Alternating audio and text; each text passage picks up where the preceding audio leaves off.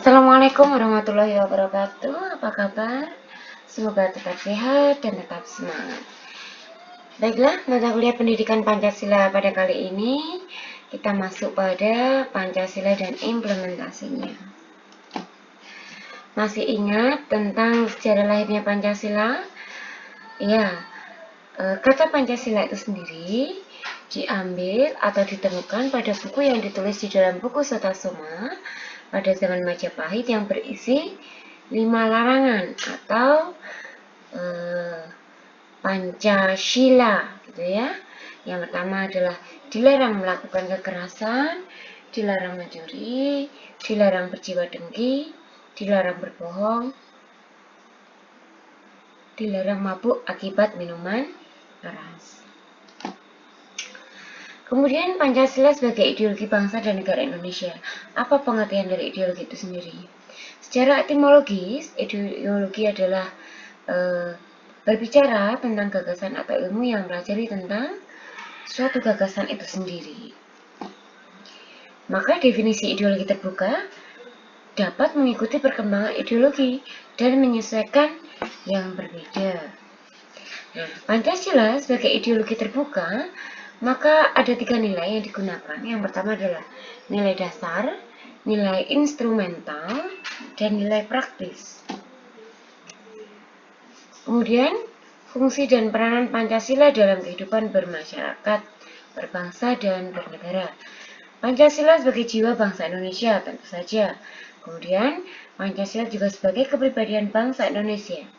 Selain itu, juga sebagai dasar negara Republik Indonesia dan juga sebagai sumber hukum Indonesia. Pancasila sebagai perjanjian luhur Indonesia. Kemudian Pancasila sebagai pandangan hidup, sebagai cita-cita dan tujuan bangsa Indonesia, sebagai moral pembangunan, dan sebagai pengamalan Pancasila itu sendiri yang dicerminkan dalam pembangunan nasional. Implementasi Pancasila dalam kehidupan bermasyarakat.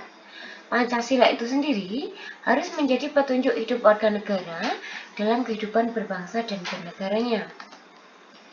Implementasi dari sila pertama yaitu beriman, menghormati, dan bekerja sama antar umat beragama, serta tidak memaksakan agama kepada orang lain. Takwa secara sadar patuh melaksanakan perintah Tuhan. Setiap pemeluk agama tidak boleh menghalangi ibadah agama lain. Maka toleransi agama wajib dikembangkan sejak dini. Karena kita adalah bangsa yang heterogen. Heterogen dalam hal budaya, geografisnya, adat istiadatnya, termasuk agamanya. Implementasi sila kedua. Sesama manusia tidak boleh saling melecehkan. Jadi harus saling menghormati. Sesama manusia punya rasa memiliki. Maksudnya adalah saling tolong-menolong dalam kebaikan. Misalnya menyembuh teman yang sakit. Jadi antar manusia Indonesia dengan manusia Indonesia yang lain memiliki rasa memiliki antara yang satu dengan yang lainnya. Sehingga jika yang satu ada halangan atau kesusahan, bencana, maka yang lain juga siap untuk membantu. Setiap manusia menjaga keseimbangan hak dan kewajiban. Jadi, setiap manusia Indonesia tidak hanya mementingkan haknya saja atau melaksanakan kewajibannya saja, melainkan harus diimbangkan antara hak dan kewajiban agar kehidupan antar manusia yang satu dengan yang lainnya sejahtera dan tidak saling mengganggu. Kemudian, gemar melakukan kegiatan kemanusiaan. Jelas, apabila ada masyarakat yang tertimpa bencana, maka masyarakat yang lain siap untuk memberikan bantuan. Berani membela kebenaran.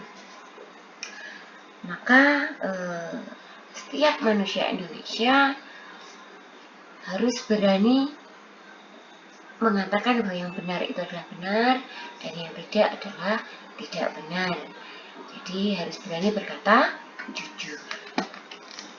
Implementasi sila ketiga, kepentingan negara di atas kepentingan pribadi dan golongan. Ini seperti yang ditunjukkan oleh para pahlawan kita. Meskipun mereka memiliki kepentingan pribadi, tapi pada saat mereka berjuang melawan penjajah ataupun saat merumuskan dasar negara, maka kepentingan pribadi dan golongan harus disingkirkan. Kepentingan negara di atas kepentingan pribadi maupun golongan. Berkorban, kerja keras dan membayar pajak. Berkorban di sini dalam arti mau bekerja keras, mau mengorbankan apa yang dia punya untuk mendapatkan hal yang lebih baik lagi. Tentu saja pada jalur yang benar, pada usaha yang benar.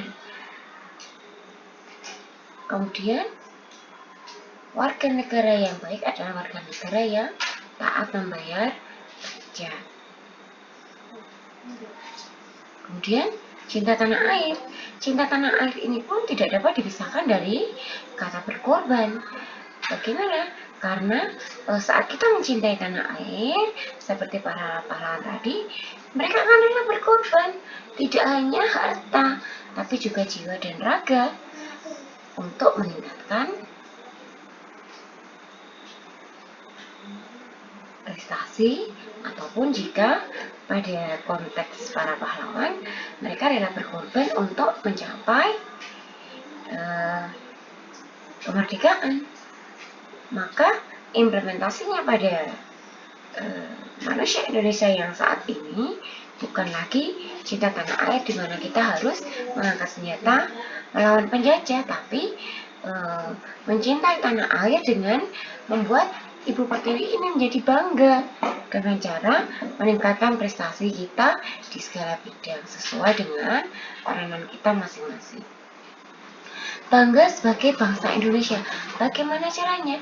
Cara yang paling mudah adalah dengan mencintai produk-produk dalam negeri.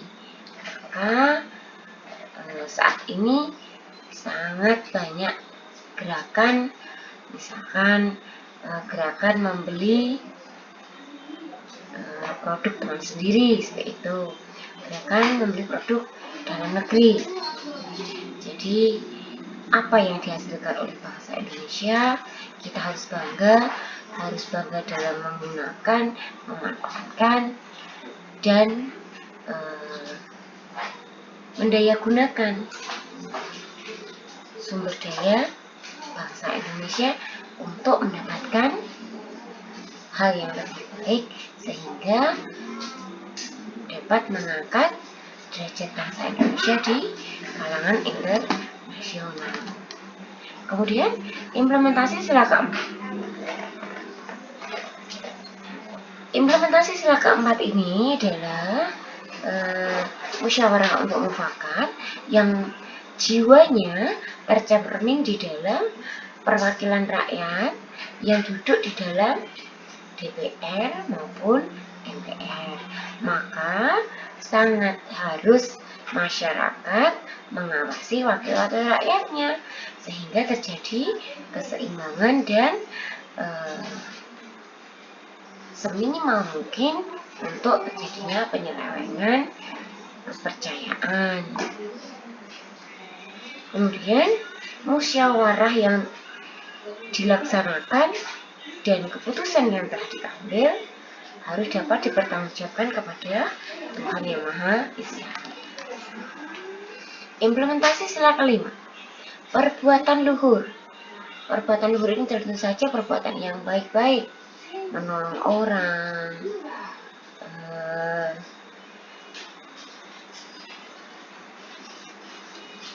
membantu teman yang sedang kesusahan, membantu masyarakat yang sedang terkena bencana, seperti itu ya. Kemudian adil. adil ini harus seimbang. Jadi harus sesuai pada proporsionalnya. Kemudian menghormati orang lain sudah sangat jelas, sehingga hak orang lain kita menghormati sehingga tidak terjadi adanya perbenturan antara hak manusia yang satu dengan yang lain. Suka memberi pertolongan. Ini masuk dalam perbuatan luhur yang tadi, di mana kita sebagai manusia Indonesia harus saling mencintai, harus siap memberikan pertolongan kepada orang lain. Kemudian bekerja keras. Bekerja keras adalah salah satu etos budaya bangsa kita dari zaman nenek leluhur kita. Maka sepantasnya lah kita juga harus bekerja keras, karena kita sudah menikmati masa yang modern, pembangunan yang sudah luar biasa. Maka kita juga harus bekerja keras di dalam bidang kita masing-masing. Menghargai karya orang lain. Untuk kasus yang paling sederhana diimplementasi pada anak didik, maka menghargai hasil karya orang lain dengan memberikan pujian atau reward. Tapi pada konteks yang lebih luas yang kita bahas ada kebangsaan, maka menghargai hasil karya orang lain ini adalah dengan tidak membajak hasil karya orang lain. Baiklah, untuk akhir perjumpaan kuliah online kita hari ini, tugas Anda adalah menyaksikan film pendek yang akan saya putarkan. Kemudian tugasnya adalah mengulas nilai Pancasila yang ada di dalam tokoh cerita tersebut. Untuk ulasannya, silahkan ditempatkan di kolom komentar. Baik, selamat menikmati. Terima kasih atas perhatiannya. Kita jumpa kembali minggu depan. Wassalamualaikum warahmatullahi wabarakatuh. Pancasila, ketuhanan yang Maha Esa, kemanusiaan yang adil dan beradab, persatuan Indonesia, kerakyatan yang dipimpin oleh hikmat kebijaksanaan dalam permusyawaratan perwakilan, keadilan sosial bagi seluruh rakyat Indonesia.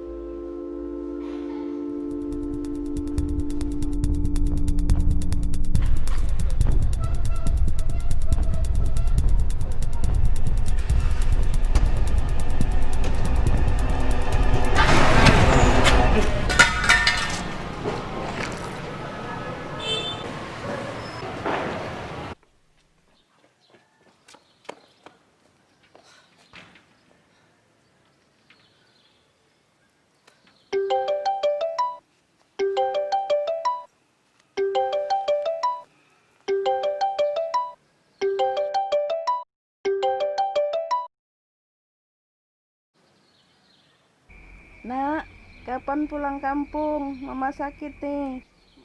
Mama tunggu ya sayang. Pancasila. 1. Ketuhanan yang Maha Esa. 2. Kemanusiaan yang adil dan beradab. 3. Persatuan Indonesia. 4. Kerakyatan yang dipimpin oleh hikmat kebijaksanaan dalam permusyawaratan perwakilan. 5. Keadilan sosial bagi seluruh rakyat Indonesia. Kak, pulang yuk. Ayo.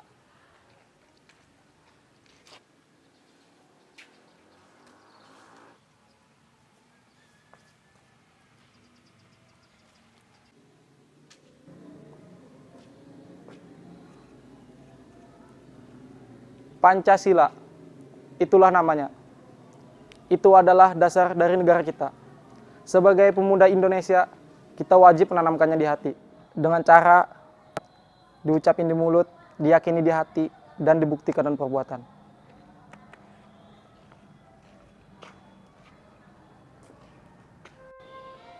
Pancasila, ketuhanan yang Maha Esa, kemanusiaan yang adil dan beradab, persatuan Indonesia, kerakyatan yang dipimpin oleh hikmat kebijaksanaan dalam permusyawaratan perwakilan, keadilan sosial bagi seluruh rakyat Indonesia.